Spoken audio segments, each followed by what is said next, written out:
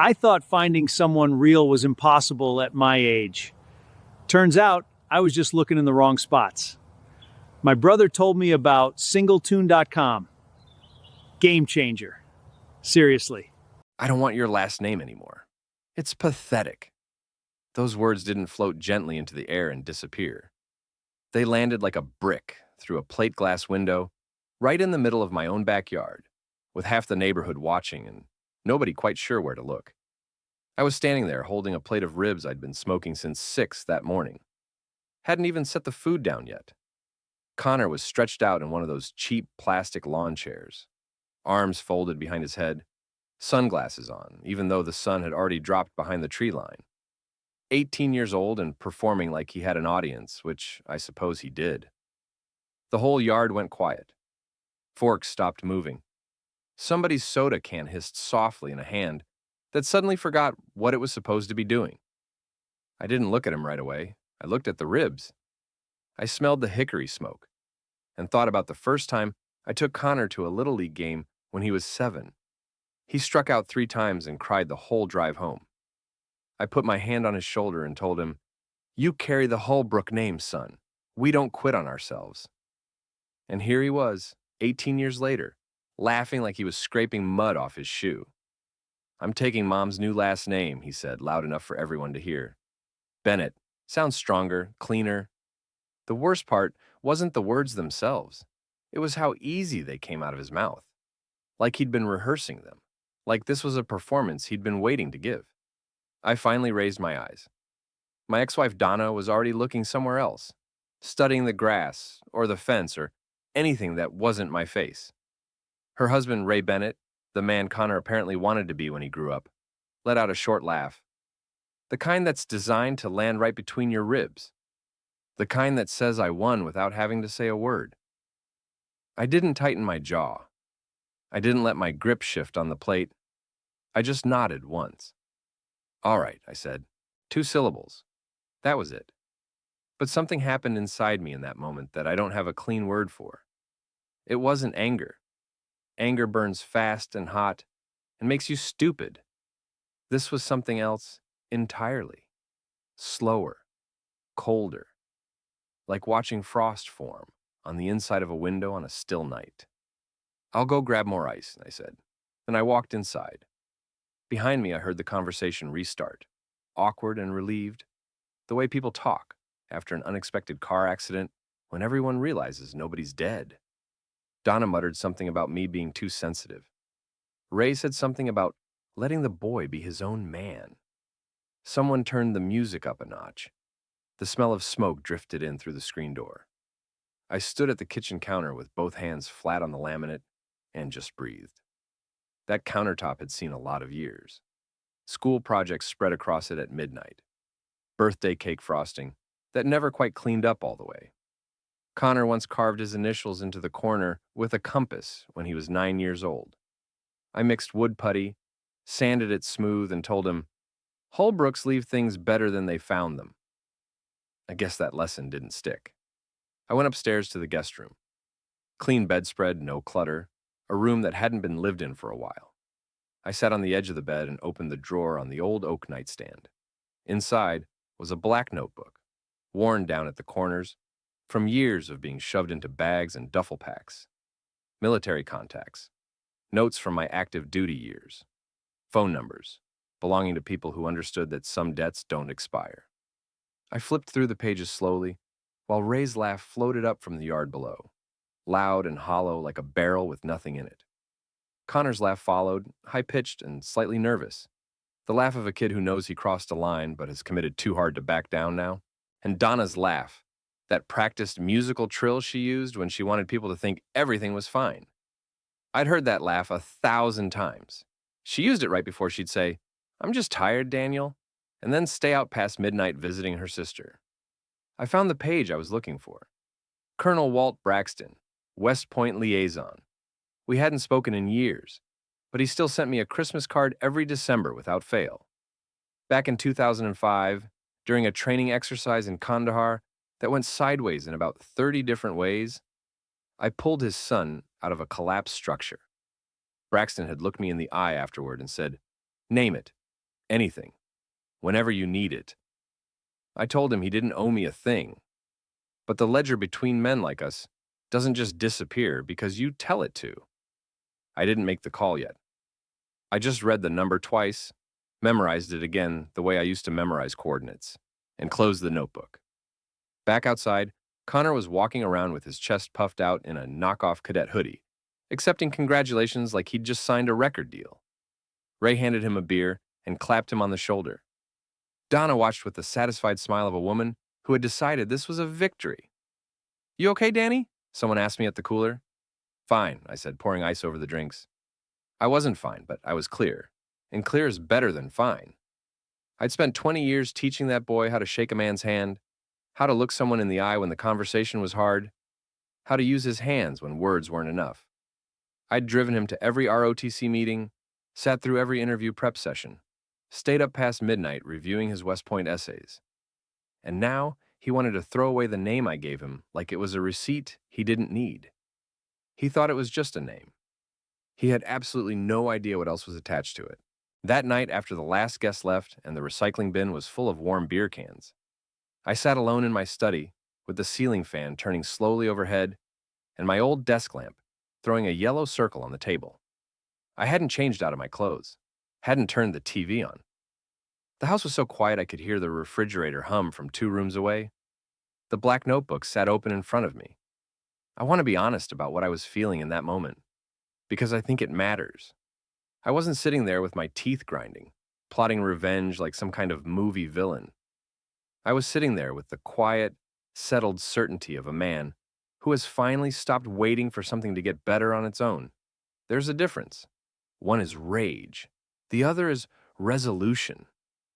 Connor had spent 4 years in ROTC, 2 summers at leadership academies. He'd written essays about duty and sacrifice, and the meaning of service. I had written his primary recommendation letter myself, spent 2 evenings on the phone with Braxton's office building the case, called in a favor I'd been sitting on for nearly 2 decades. I did all of that because I believed in him.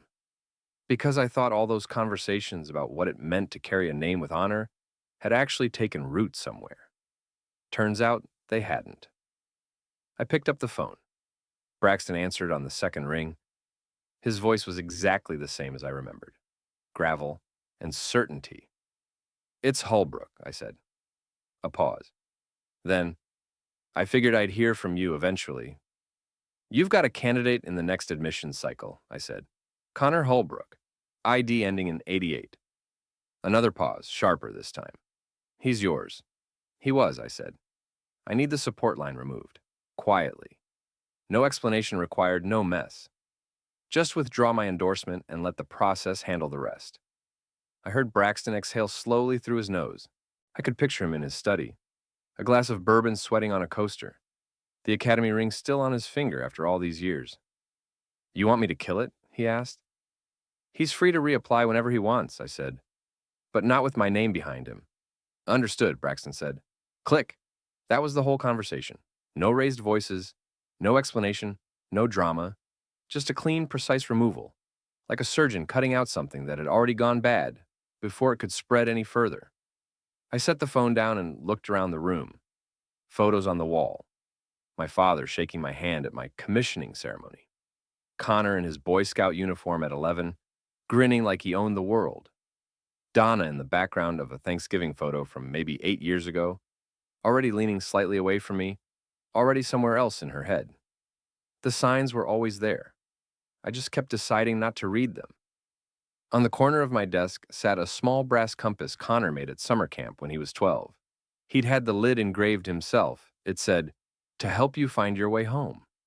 I picked it up, held it for a moment, then set it back down very carefully. The next morning, the email arrived at 7:14 a.m.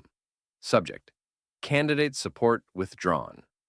Body: Application no longer supported by designated recommender. Admission status under review. Candidate to be notified per standard procedure. I read it once, deleted it from my inbox, then opened a new browser tab and got to work. I started with the Living Trust. My attorney Beverly picked up on the second ring. "Daniel, everything all right?" "Just need some updates," I said. "Nothing urgent." I sent over the revised beneficiary designations before we even finished talking. Connor Holbrook removed from the trust, the life insurance policy, the pension rollover. The trust's primary beneficiaries now read Veterans Children Education Fund, 60%. Operation Valor Grant Program, 25%. St. Paul's Orphan Support Network, 15%. Beverly made sure the language was airtight. No future contests, no emotional appeals, no loopholes wide enough to squeeze a grievance through. I'd watched enough men get creative when the money disappeared to know you had to close every door before you walked out. Then I moved to the 529 College Fund. I'd started that account the year Connor turned 6. $150 a month every single month for over a decade. He didn't know how much was in it. He never asked. He just assumed it was covered, the way kids assume everything is covered when someone has always covered it. I transferred the full balance to a scholarship foundation for Gold Star families.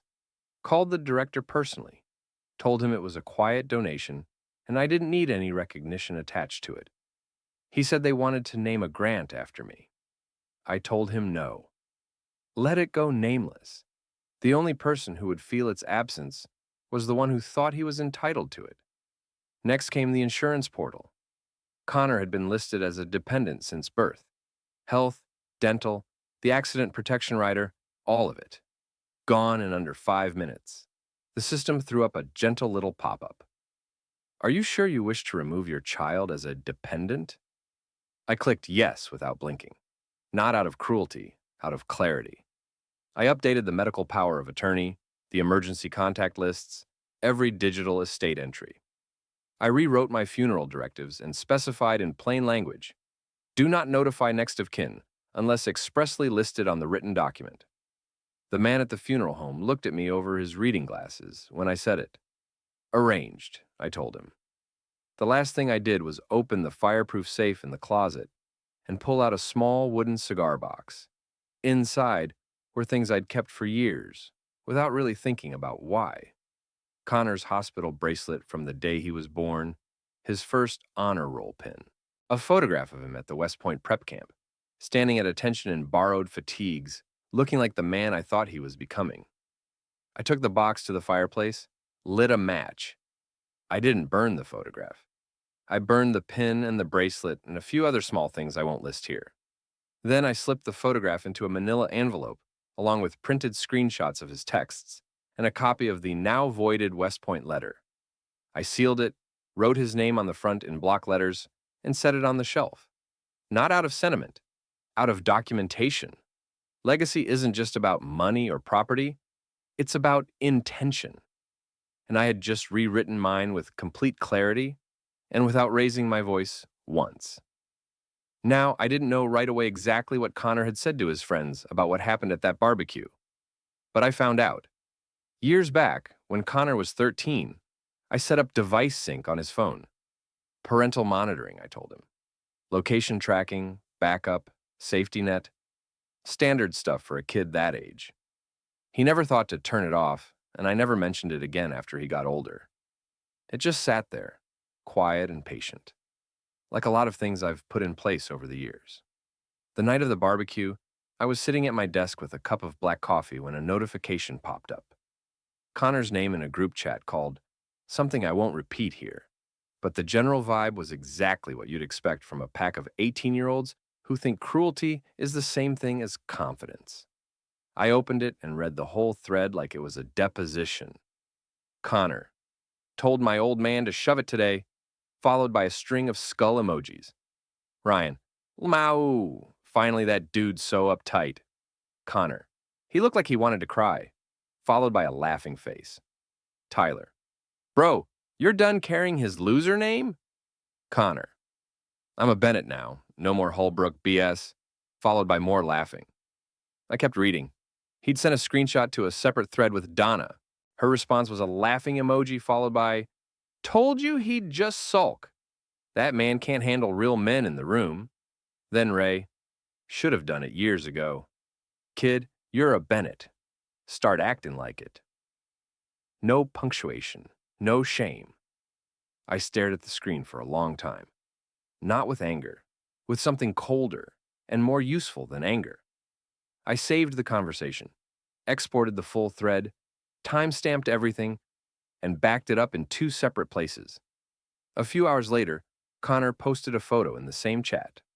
My old Army commendation plaque, sitting in a cardboard box in what looked like Donna's garage. Dust on the wood. A cobweb in the corner. His caption, history. Not mine. One of his friends replied, "Dude, you are savage. 100 points." I enlarged the image, saved it, added it to the file. They mistook my silence for surrender. They thought I walked away from that barbecue because I didn't have a comeback ready. They had no idea I was already writing the ending, one screenshot at a time. 8 days after the barbecue, the first crack appeared. Connor had been riding high all week, posting gym photos captioned with things like Bennett Bloodline and flexing emoji. Wearing a knockoff cadet hoodie he probably found at a surplus store. Ray had given him a secondhand watch and called it a symbol of manhood. Donna was basking in the whole thing like she'd engineered a victory. And then, at 2:41 on a Thursday afternoon, Connor's phone lit up with an email from the Office of Admissions, United States Military Academy. Dear candidate, this is to confirm receipt of withdrawal of support from your designated recommender. As a result, your application status has changed to withdrawn. Should you wish to reapply, a new recommendation and full evaluation cycle will be required. 4 sentences. 10 years of planning, gone. Donna was at work. Connor texted her 3 times in about 90 seconds. Mom, WTF is this West Point email. Did you or Ray say something? Call me now. No answer. He tried calling me next. 3 rings, my voicemail. He didn't leave a message. Kids like Connor don't leave messages. They expect the world to call them back. He texted instead. Dad, I got a weird message from West Point. It says I withdrew my application. I didn't. This has to be a mistake. Call me. I watched the messages come in one after another. Notifications stacking up like poker chips. I didn't open a single one. I let them sit there unread, unanswered, in a neat little row. Donna tried next. Her message was not panicked. It was accusatory, which told me everything I needed to know about where her head was. Daniel, what the hell's going on with West Point? Connor just got something about a withdrawal. Was that you? She should have stopped after hell. Everything after that just made her sound like a woman who already knew the answer and was furious about it. I didn't reply to her either. I turned off message previews, opened a fresh document, dated it, logged the time of the email, saved a PDF backup to the encrypted drive. That's what I do. I don't scream. I document. Meanwhile, Connor was unraveling. He logged into his application portal. Status, withdrawn. No appeal path. No escalation option. The recommender section, which had listed my name for months, now showed support withdrawn, application void, pending new nomination. He called West Point directly, left a voicemail, sent 3 emails, tried to message Braxton on LinkedIn. That last one got blocked. The group chat, which had been so lively and full of skull emojis 5 days earlier, went very quiet when Connor posted a screenshot of the email. I think my dad tanked my application. I don't even know how he did it. Tyler. Wait, far. Ryan. Damn. No emojis, no laughing faces, just silence.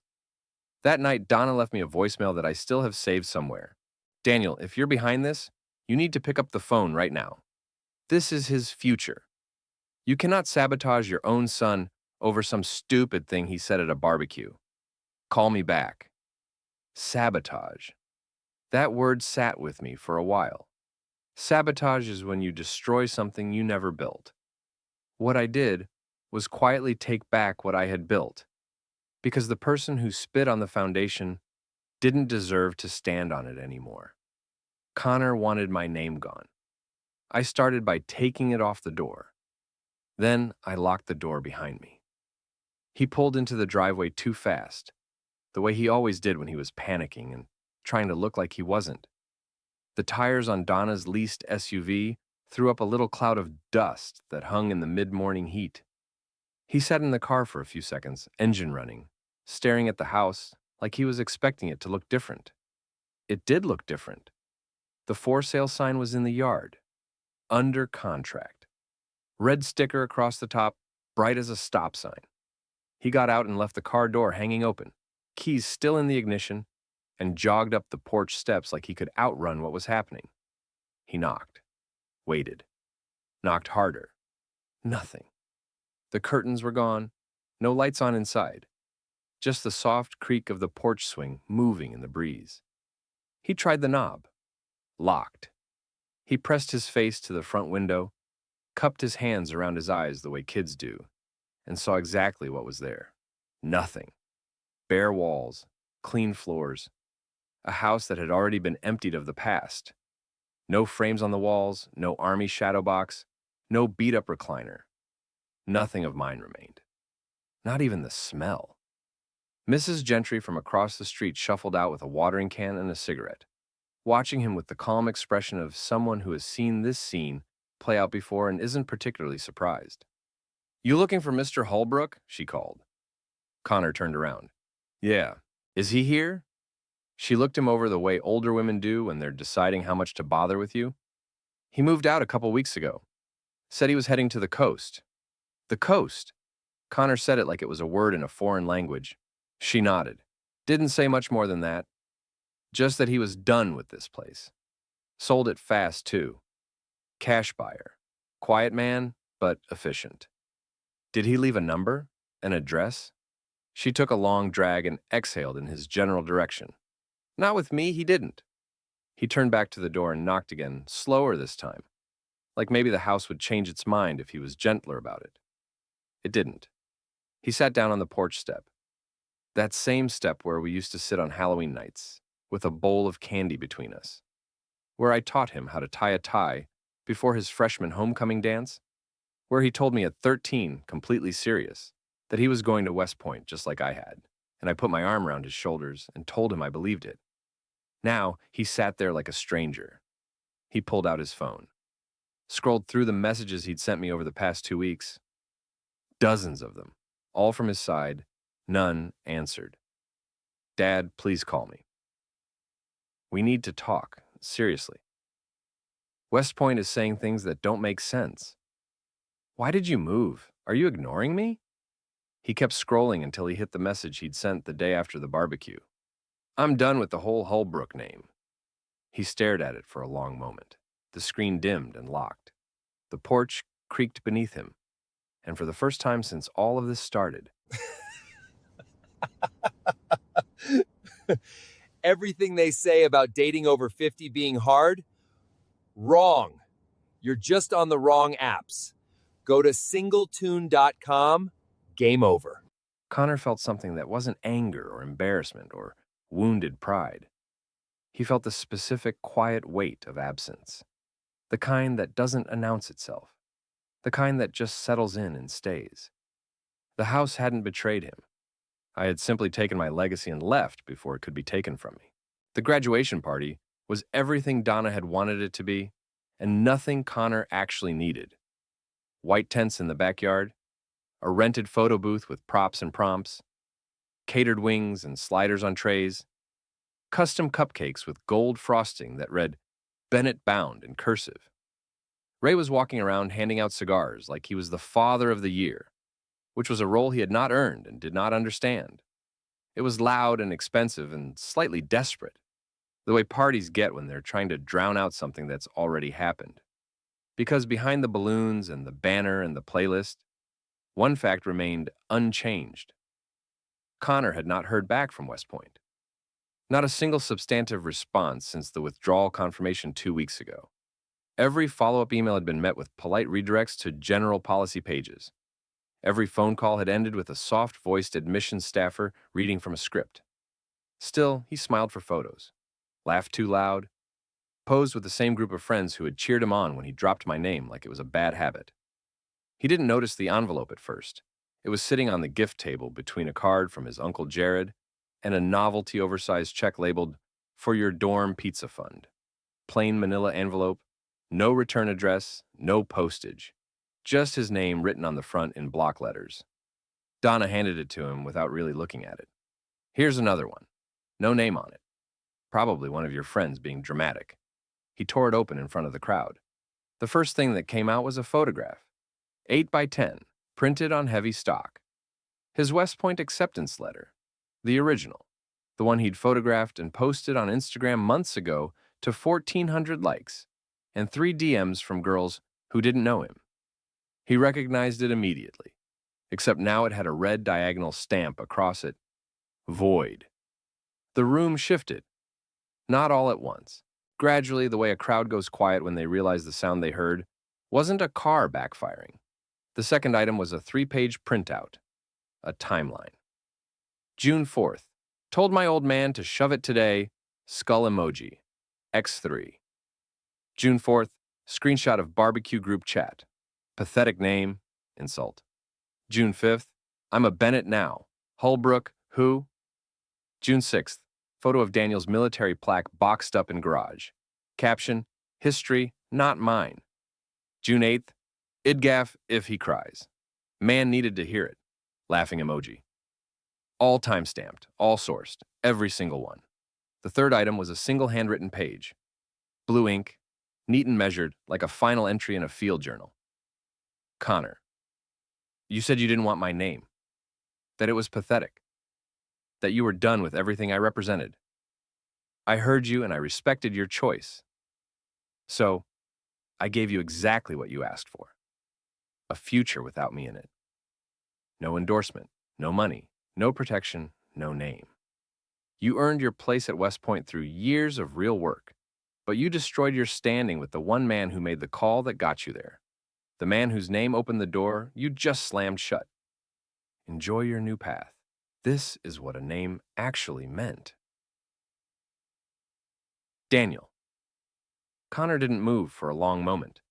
Then he crumpled the letter. Too late. Half the room had already read it over his shoulder. Donna's mouth was open, champagne glass frozen halfway to her lips. Ray leaned in, took the paper from Connor's hand, read 2 lines, and handed it back without a word. Connor's friends had found their phones suddenly fascinating. One of them, Ryan, whispered to the guy next to him, "Yo, is this actually real?" People started quietly collecting their gift bags. "Donna," Connor's voice came out thin. "Is this a joke?" Her voice cracked. "You think I knew about this?" "He made me look like the villain." Connor's voice was rising now. Donna's eyes went sharp and cold. "You made yourself look like the villain. Do you understand that? Those texts weren't forged, Connor. Those posts weren't fake. You put your idiocy in writing and expected a standing ovation." The remaining guests heard every word. Nobody was pretending to look at their phones anymore. Ray was standing by the cooler with a beer and a half-lit cigar, doing absolutely nothing. Not stepping in, not defending. Just watching with the expression of a man who's beginning to realize the situation he stepped into is considerably more complicated than advertised. Connor turned in a slow circle, scanning the faces around him. Not one of them was smiling. A cousin was whispering to her mother, who shook her head with tight lips. Someone said, just loud enough to carry, "He did this to himself." Someone else said, "Danny always gave that boy everything." And then the one that landed hardest. He warned them. He warned all of them. "So, you all think this is fair?" Connor's voice broke on the last word. "He killed my West Point slot. He abandoned me. He's been planning this whole thing while I..." Silence. Just the soft sound of someone setting down a plate and the distant mechanical hum of the photo booth, waiting for customers who were no longer interested. Donna spun toward Ray. "Say something." Ray took a slow breath. What came out wasn't support. Shouldn't have let him post that stuff. Should have made him delete it. Connor's eyes went wide. "You were the one who told me I should be my own man. You said my dad was weak. You said, and you believed it." Ray looked at him steadily. "That's on you, kid." And with that, the last support beam gave way. Connor stood there in the middle of his own celebration, surrounded by melting cupcakes and wilting decorations, and people who were now measuring the distance to the exit, and understood, maybe for the first time, that no one was standing with him. The name he'd thrown away didn't just belong to me. It belonged to every person now quietly leaving this backyard. The ones who knew what that name meant, The ones who had watched me build something over 20 years and watched him dismantle it in a single afternoon. He sank into a folding chair at the edge of the tent. The voided West Point letter stared up at him from the table. The guests around him had become ghosts. He was at his own party. And the only person being celebrated was the man who hadn't bothered to show up. It was 3 weeks after the party collapsed when I stepped out of a public library on the edge of a small coastal town, squinting into the afternoon light. One of those quiet glass and brick buildings that people forget exist until they need a tax form or a place to sit and think without anyone bothering them. I'd just returned a copy of The Art of War, the irony of which didn't hit me until later. I heard brakes behind me. He'd come a long way. That was the first thing I noticed. The car he was driving wasn't his. Some borrowed sedan with a cracked taillight and a fast food bag on the passenger seat. His hair needed cutting. His eyes had that hollowed-out look that comes from not sleeping well for an extended period of time. He got out and jogged across the parking lot. "Dad!" I stopped. Not because of the word itself, but because of how it came out. No irony, no performance, no smirk behind it. Just the word, plain and urgent, the way he used to say it when he was 8 years old and something had gone wrong. He caught up to me, slightly out of breath. "Dad, please, just wait." I turned and looked at him. He looked like a boy. Not the posturing young man from the barbecue, not the grinning fool from the group chat. Just a boy who had walked to the edge of something and looked down and realized the bridge was already gone. "I didn't mean it," he said. His voice cracked in the middle. "What I said about your name, the texts, the party, I was just angry and I was showing off and I didn't think it would actually—" He stopped, swallowed. I didn't think. I didn't say anything. I just looked at him, studied the way his hands weren't quite steady at his sides, the way his eyes kept sliding away and then coming back, like he couldn't decide whether honesty was worth the exposure. He kept going. "I've tried everything with West Point. Letters, calls, emails.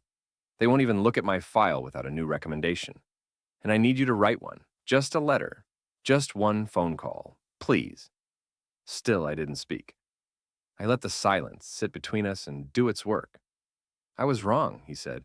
"I thought Ray was the future, and you were just the past. I thought I could throw the name away and nothing would actually change. But I get it now. You didn't just carry the name. You built what it meant. I didn't know what it cost you. I didn't know what it cost me." I exhaled slowly. "You meant every word," I said. "Every text, every post, every laugh. You meant all of it in the moment, and that's the truth." He shook his head. "I was being stupid. I was performing for people who—" "You're allowed to feel whatever you felt," I said. "And you're allowed to choose your own path. That's real. But you don't get to light a bridge on fire and then ask the man who built it to come fix the damage." He looked like I'd hit him. "Just help me get back in the door at West Point. I'll do everything else myself, I swear." "You closed that door," I said. "Not me." He opened his mouth, closed it. His eyes went bright, but nothing fell. Just the slow, settling weight of a realization that the man standing in front of him was not a safety net anymore. Not a fallback, not a backup plan, not a phone call away. I turned and walked toward the car. Sunlight cut through the pines in long, sharp angles. My shoes on the pavement. The smell of salt air from somewhere nearby. He didn't follow, didn't shout, didn't beg. He just stood there in the middle of the parking lot, surrounded by the echo of every choice he'd made since that barbecue, and watched me go. Not with anger, not with malice, with finality. The reunion was held at the same rented lodge by the lake we'd been using for family gatherings since Connor was a kid. Back when he used to sit with my father's brother Paul and listen to war stories with his mouth open, convinced that real life was more exciting than anything on a screen. Back when the Hullbrook name meant something to him. He showed up alone. No Donna, no Ray, just Connor in a borrowed car that wasn't his anymore, having driven 3 hours to get there. His SUV had been quietly reclaimed after Donna stopped covering his gas, and Ray stopped returning his calls. He wore a collared shirt with the sleeves rolled up and tried to smile at the check-in table like nothing had happened. But everyone there knew. You don't publicly disown a name like mine and expect the people who carry it not to hear about it. Inside, the hall was full of the usual noise: cousins chasing toddlers, aunts arranging pies, the low hum of a dozen conversations happening at once. Near the fireplace, Uncle Paul stood beside the display wall, the one that went up every year, honoring the family's service members. My photo was there in dress uniform, next to my father's. A small plaque below it read, "In honor of those who still carry the Holbrook name with pride." Connor stopped when he saw it. His name wasn't on the wall. A few feet away, the MC tapped the microphone. Before we get into lunch, one quick announcement. This year's reunion was made possible by a generous donation from Daniel Holbrook, who couldn't be here today but wanted to send his regards to the legacy that still lives and breathes among us. Polite applause moved through the room. Connor didn't clap. He scanned the tables until he found table 1, the front table, the one reserved every year for the eldest members and direct patriarchs of the family. 8 chairs, 7 of them filled, 1 empty. Everyone knew whose it was supposed to be. He walked over. His heart was doing something unpleasant in his chest. He reached the empty chair and saw the folded place card on the table in front of it. He picked it up. It wasn't blank. It wasn't his name. It read, "Reserved for the name that remains." The place card dropped back to the table. Connor stood in the middle of a room full of family he'd known his entire life, and not one of them moved toward him. They nodded, offered the careful, non-committal smiles you give someone at a funeral when you're not sure what to say. Then they turned back to their conversations. The whispers found him anyway. "Did you see the donation note?" Daniel's still sharp as ever. "Connor really burned that bridge, didn't he? Name means something. Always has." A cousin's kid walked past him carrying a Holbrook family reunion t-shirt, the kind they printed every year with the names of everyone who contributed. Connor took it and turned it over. The back listed every donor and participating family member. My name was there. His wasn't. Not as a donor, not as a Holbrook, not at all. He stepped outside. The spring air hit him straight on. He walked down to the bench by the lake, the old wooden one that had been there since before I could remember. The one where I used to take him fishing on summer mornings when he was small enough that I had to bait his hook for him. I told him once, sitting on that exact bench, that legacy wasn't something you inherited automatically. It was something you had to honor every single day, or it moved on without you. He sat down on it now and looked out at the water. Behind him, through the open windows of the lodge, he could hear laughter, stories being told, kids running between the tables, the sound of a family continuing without him. I wasn't in that building, but the donation I'd made built the tent outside. The plaque on the wall carried my name. The empty chair at table 1 held my absence like a presence. And Connor sat on that bench with nothing in his hands and no name left to claim, and understood finally and completely that he hadn't just lost a father. He had erased himself from the very bloodline that had carried him his entire life. The legacy hadn't ended. It had simply moved on without him. Now, I want to tell you about the part of this story that didn't have anything to do with Connor or Donna or any of the wreckage they left behind. Because somewhere in the middle of all of it, something else was happening. Something quieter. Something I hadn't expected. A few months after I sold the house and got settled on the coast, I ran into a guy named Philip Garvey at a hardware store. We'd worked together years back, before I retired, both of us in facilities management for the same school district. Good man. Divorced about 4 years, same as me, give or take. We ended up getting coffee at a diner down the street and talking for about 2 hours. At some point, he asked me how I was doing with the whole being alone thing. Not in a pitying way, just genuinely. "Getting used to it," I said. "Not sure I'm ready to do anything about it yet." He nodded. "My daughter kept pushing me to try dating apps. I kept telling her no. Then she showed me one that's different, called singletune.com. He wrapped his hands around his coffee mug. "It's not about pictures or location or whatever. Before you even see anyone's profile, you do this whole assessment. Values, what you've been through, what you actually want from your life going forward. The algorithm matches you based on that." I gave him the skeptical look. "I know," he said. "I thought it sounded like something a therapist invented. But I'm telling you, Daniel, First person it matched me with, we talked for 3 hours on the phone before we even exchanged photos, because we actually had something real to talk about. I didn't say much, just filed it away. But later that night, sitting on the small porch of my rental with a glass of water and the sound of the ocean a few blocks off, I thought about what Philip had said. The assessment part, the values part, the idea that you could build something from the inside out instead of the outside in. I'd spent a lot of years doing it the other way around, looking at the surface of things and trusting that the foundation was solid. Donna looked like the right life. The house looked like the right home. Connor looked like the right son. And I kept choosing to believe the surface because digging deeper felt like distrust. Maybe that was the lesson. Not the revenge, not the legal maneuvering, not any of it. Maybe the lesson was just that I needed to stop starting with the picture and start with the person underneath it. I didn't sign up for singletune.com that night. I wasn't ready. But I kept thinking about what Philip said, and I didn't throw the thought away. About 2 months later, I was having dinner at a place near the water, a small Italian restaurant with good bread and tables close enough together that you couldn't help but overhear your neighbors. The couple next to me were on what was clearly a first or second date, both of them a little nervous, both of them trying to be honest without overselling themselves. The woman said, "I did that values assessment thing before I joined. Took me almost an hour." And I thought, okay, this is either going to be the most useful thing I've ever done or the most embarrassing. The man laughed. "What made you stick with it?" "The questions," she said. They weren't asking what I do for fun or what my favorite movie is. They were asking what I believed in, what I'd been through, what I still wanted from my life.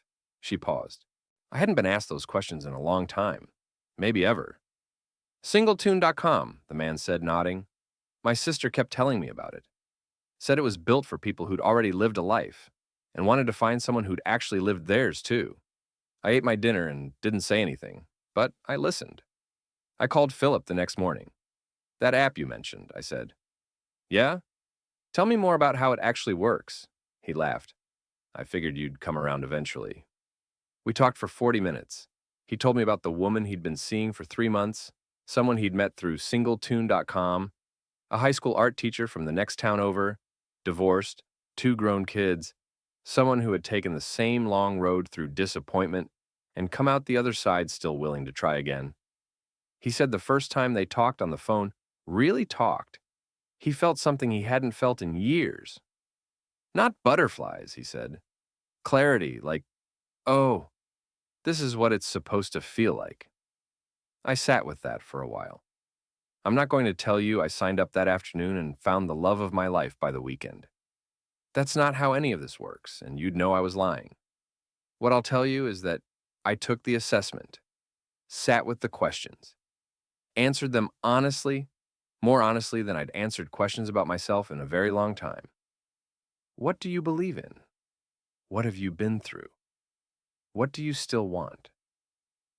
I thought about the compass on my old desk to help you find your way home.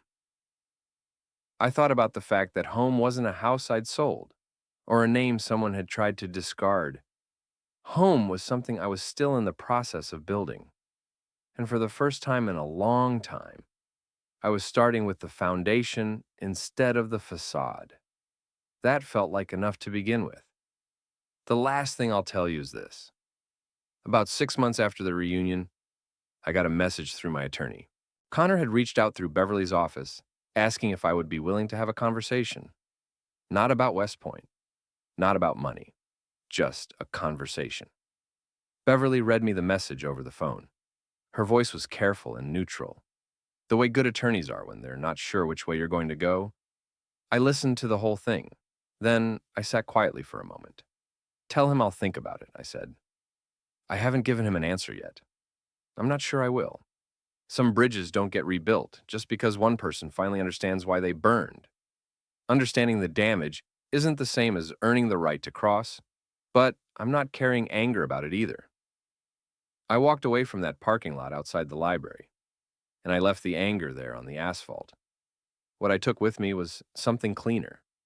The knowledge that I had done what I said I would do. That I had carried the name with the same integrity I'd always asked him to carry it. That I had not begged, had not compromised, had not rewritten history to make myself the villain in someone else's story. I had simply held the line, and then I had moved on. The coast is good. The air's different here. My rental has a porch and a decent view of the water and neighbors who don't know my history and don't need to. I work part-time consulting for a facilities operation down the road, enough to keep my hands busy and my mind engaged. I cook my own food. I sleep well. I'm not the man who stood in that backyard holding a plate of ribs while his son performed contempt for an audience of lawn chairs and cheap beer. I am not the man who drove home from that barbecue with a knot in his chest and no plan. I am the man who sat quietly in a study, opened a notebook, and decided that the legacy he'd built was worth protecting. That man is doing just fine.